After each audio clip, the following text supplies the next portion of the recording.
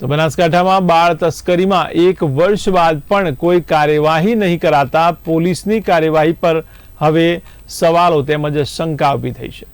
ત્યારે મળતી માહિતી મુજબ મહિલાની ડિલિવરી બાદ બાળકીનો જન્મ થતાં બાળકીને 30,000 રૂપિયામાં વેચી દેવાઈ હતી। ત્યારે મહિલાને કહેવામાં આવ્યું હતું કે તમારે મૃત બાળકી જન્મી છે, પરંતુ ડિલિવરીના 10 દિવસ બાદ મહિલાને ખબર પડી હતી કે બાળકી જીવિત હતી અને તેને વેચી દેવાઈ હતી।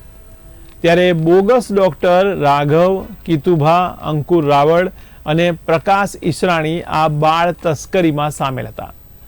જો કે પીડિત મહિલાને પોતાની બાળકી ન મળતા આખરે પાલનપુર બાળ શિશુગૃહનો આશરો લીધો હતો। ત્યારે પાલનપુર બાળ શિશુગૃહ દ્વારા આ પીડિત મહિલાને બાળકી પરત સોંપાઈ હતી।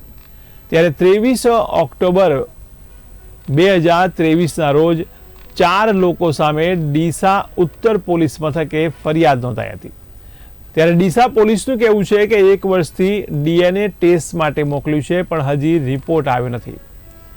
ત્યારે બાળ તસ્કરીની FIR થઈ છે, પરંતુ રિપોર્ટ નથી આવ્યો, એટલે આરોપીઓ સાબિત થતા નથી।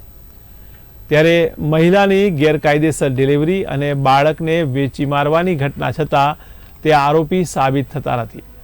ત્યારે ડીસાની આ ઘટનામાં કાર્યવાહી થાય તો આવી અનેક ઘટનાઓ સામે આવે તેવી પણ શક્યતા છે।